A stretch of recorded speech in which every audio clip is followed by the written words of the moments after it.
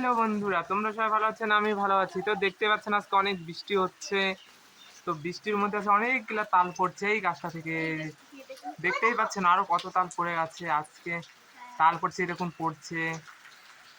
বৃষ্টি খুব পড়তেছে, সারা রাত বৃষ্টি, বৃষ্টির মধ্যে অনেক তাল পড়ছে আজকে। তো তালগুলা দেখা যাক তোমাদের দ্বারা।